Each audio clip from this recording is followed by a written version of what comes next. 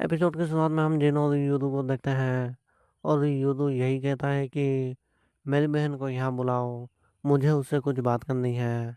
पर जिन कहता है मैं तो उसे यहाँ नहीं बुलाने वाला। हाँ, पर अगर तुम्हें उससे मिलना है तो फिर तुम मेरे साथ कागे मोरी चलो, मैं तुम्हारी सुरक्षा की गारंटी देता हूँ। कुछ देर सोचने के बाद ये राजी हो जाता है और फिर हम लेफ्ट को देखते हैं।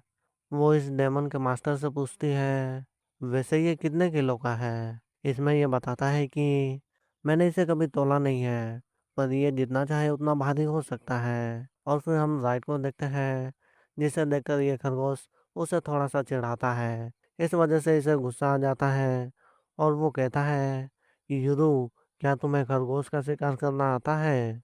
इसमें युरु कहता है, हम खरगोश का शिकार नहीं करते, बल्कि हम उन्हें पिंजरे में बंद कर देते हैं। उनका शोरमा स्वादिष्ट होता है। और ये सुनकर ये दोनों बहुत ज़्यादा डर जाते हैं और कहते हैं ये बहुत ही ज़्यादा खतरनाक है। लेकिन तभी ये दूसरा आदमी कहता है, क्या डेमंस को भी खाया जा सकता है? तभी लेफ्ट कहती है, मुझे और डेमंस महसूस हो रहे हैं। क्या तुमने अपने डेमंस छुपा के रखे हैं? इसमें ये टकला कहता है, ऐसा नहीं है, वो शुरुआत से यहीं पर है, पर उनके लिए ये जगह बहुत छोटी है। और ये सुनकर ये तीनों हैरान हो जाते हैं।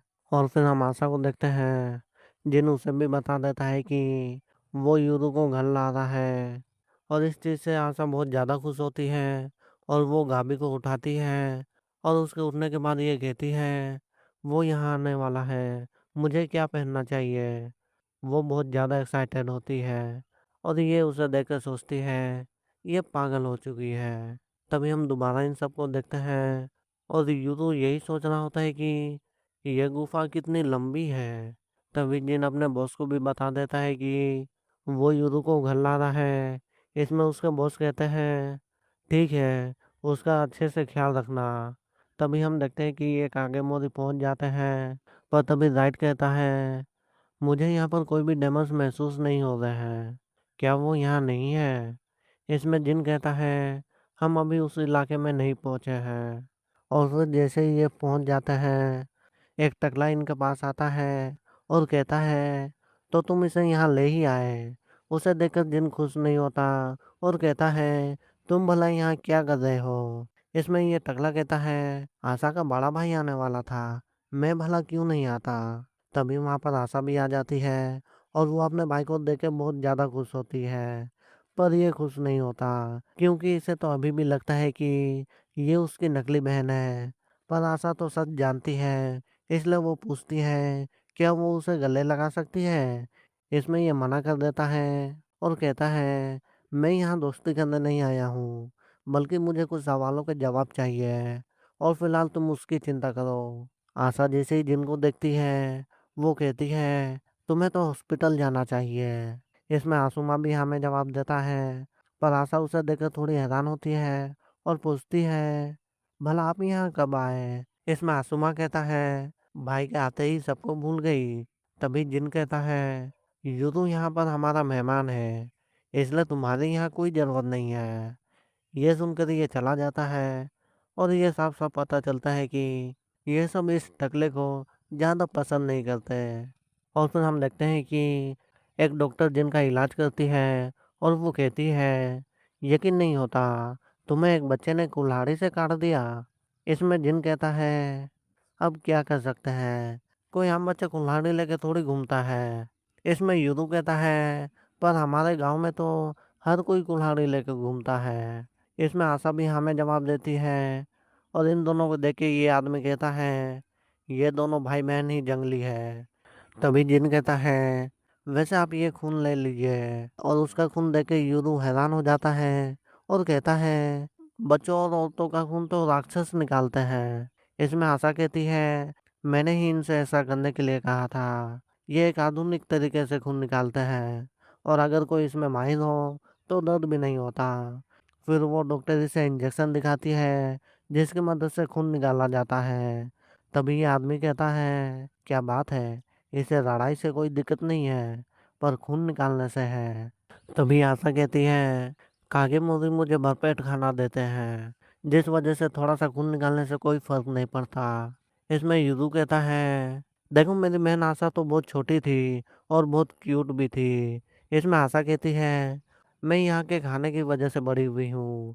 तुम भी यहाँ का खाना खाओगे तो बड़े हो जाओगे। इसमें युदु कहता है, तुम उस मसालेदार खाने की बात कर रही हो ना। इसमें आशा कहती है, हाँ पर अब मुझे उसकी आदत हो चुकी है। इसमें युदु कहता है, वो तो ठीक है पर मुझे चावल ज़्यादा पसंद है। पर फिर उसे कुछ याद आता है और वो कहता है, मैं यहाँ पर खाने के बारे में बात करने नहीं आया था। और आशा कहती है, ओ हाँ तुम तो यहाँ पर मुझसे कुछ पूछने आए थे ना, तो फिर पूछो, तुम्हें क्या पूछना है। इसमें युदु कहता है, मुझे ये बताओ मम्मी पापा कहाँ है। इसमें आशा कहती है, वो गायब हो गए। और ये सुनकर ये हैरान हो जाता है। तभी जिन बताता है कि तुम्हारी माँ के गांव छोड़ने के बाद उन्हें कागेमोरी में जगह तो मिल गई, पर तुम्हारी माँ ओकिनावा में रहती थी। तभी आशा बताती है, ओकिनावा एक आइलैंड है और माँ अपने घर से बहुत ज़्यादा दूर थी और सबको लगता था कि वो पहाड़ में कहीं गुम हो चुकी है। इसलिए माँ उनके पास जाकर बस इतना कहना चाहती थी कि वो ठीक है। इसलिए वो प्लेन से ओकिनावा जा रही थी। लेकिन तभी आशा बताती है कि जब इनके मम्मी पापा ओकिनावा जा रहे थे, तब वो अचानक से ही प्लेन से गायब हो गए। ये सुनकर यूरू कहता है, तो क्या उनकी सुरक्षा के लिए कोई नहीं था। इसमें जिन बताता है कि उनके साथ कागेमोरी का एक डेमन मास्टर था, पर वो भी उनके साथ गायब हो गया। इसमें यूरू कहता है, तो क्या ऐसा नहीं हो सकता कि उसी ने कुछ किया हो। इसमें आशा हमें जवाब देती है और ये सुनकर ये गुस्सा हो जाता है और कहता है, जिनकी वजह से हमारे माँ पापा गायब हुए, तुम उन पर ही भरोसा करती हो। इसमें आशा कहती है, देखो गांव से बहुत बार ऐसे लोग आए जो मुझे मारना चाहते थे और उस वक्त कागेमोरी ने ही मेरी जान बचाई थी। इसलिए मुझे इन पर भरोसा है। और ये सुनकर ये कुछ नहीं कह पाता। तभी राइट को कुछ एहसास होता है और जैसे ही लेफ्ट पर्दा हटाती है, दो डेमन इन पर हमला कर देते हैं। तभी सीन शिफ्ट होता है।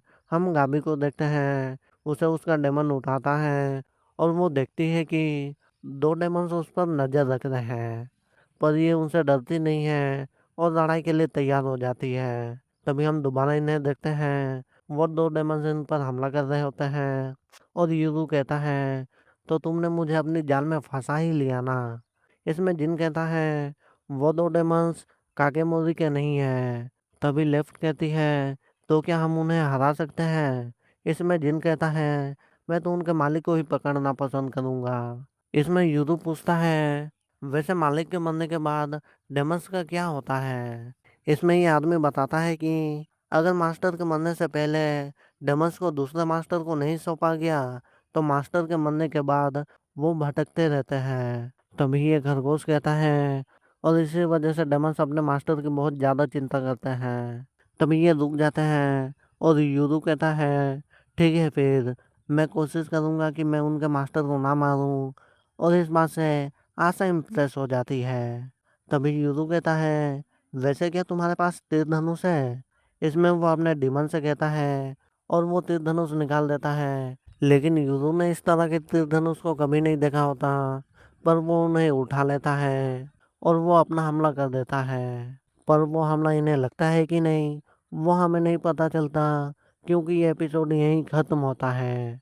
और अगर आपको इसका नेक्स्ट एपिसोड चाहिए, तो लाइक कमेंट और सब्सक्राइब करना ना भूलें। और अगले वीडियो तक के लिए सायोनारा।